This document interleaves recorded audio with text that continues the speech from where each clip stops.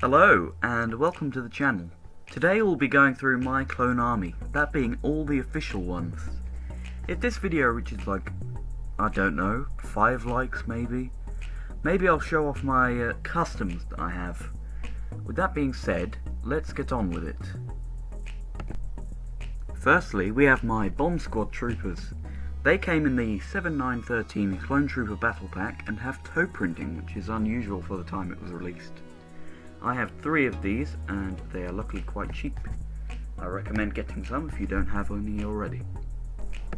Next up is the 212 Airborne Trooper. This clone came in the Utapau Battle Pack 75036 and is relatively rare. It does normally come with a camo, however I don't happen to have one for some reason. Moving away from the 212th, here are my 2020 style 501st Troopers, which I got in the 75-80 Battle Pack. I only have 2 as I used one for one of my customs.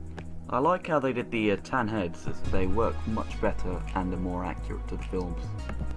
These are my 2 Jet Trooper figures that I have. As you can see, one of them is a misprint which I managed to snag for £8, which I am quite happy with if I do say so myself. These were done quite well, and though I would have preferred a 4th 501st Trooper in the set they came in, they fit right in and are something different. This is my 332nd Trooper, which came in the set 75283 with Ahsoka. It has the same everything as the 501st except the helmet, which is accurate to the show and still quite nice looking. Next up is my only clone pilot. He came in the Z95 Headhunter set 75004 and is based off the Umbara arc. It does its job well, and I kind of hope they get a remastered figure due to their constant Clone Wars appearances.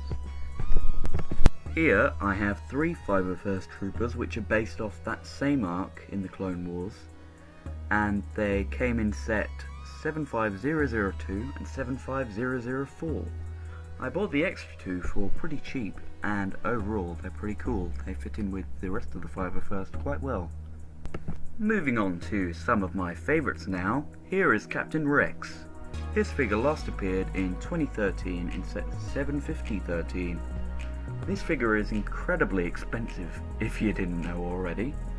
I got it for £50 and now its value has reached over 100, which still amazes me. The Coruscant cards have always looked cool to me, so these figures are a must-have for those who like clones. These are quite expensive, so I wouldn't recommend getting them in bulk if you've got a tight budget. I really hope we see these again, as they last appeared in set 75046 in 2014. Next up are the Wolfpack Troopers.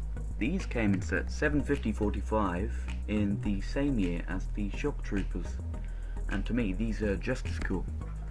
These 2 are quite costly, but I would suggest picking up at least one if you like the 104th Battalion. Moving on to our next trooper, we have a Geonosis clone. I don't really know which legion this fits into, but it came in set 75089 and it goes for relatively cheap, second hand of course. Not really much to say about this one other than it looks relatively good. Here is my 41st Scout Trooper, which looks pretty good. Came in a few sets and I'm surprised at how cheap it can go for sometimes. This would fit well into a Kashyyyk mock, and overall it seems pretty accurate to Revenge of the Sith. Speaking of Revenge of the Sith, here we have Commander Gree. This, to me at least, is an amazing representation of the character, and I think that they did it pretty much perfectly. He came in multiple sets as well, though there were subtle differences in his printing. Next is another big favourite of mine, which is the Plain Phase 2 Clone Trooper. This only came in the 750-28 Microfighter in an advent calendar. I think any viewer could safely say that this must be remade. Even if we get Phase 1 variants, some troopers without markings would be pretty good. The ARC Trooper is next, and I really like how much customization this figure gives you. It came in the 9488 Battle Pack and can have its visor swapped with an antenna. Its colour scheme is very nice, to me at least, and depicts Commander Hammer / any ARC Trooper quite well. The 91st Trooper is quite interesting. with the helmet print setting it apart from most other clones. It came in set 750-37 and overall looks pretty good, especially if you were to put it in a Saleucami mock or something similar. Commander Pons will soon be getting a remaster in the UCS gunship as of recording, so here are the ones that exist as of now.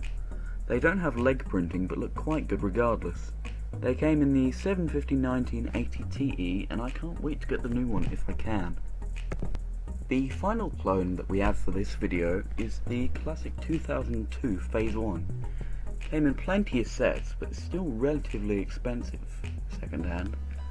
I do like how the hole in the visor sticks out, as replacing the black head with a blue one can make it look like a Republic Commando, which I've seen other people do.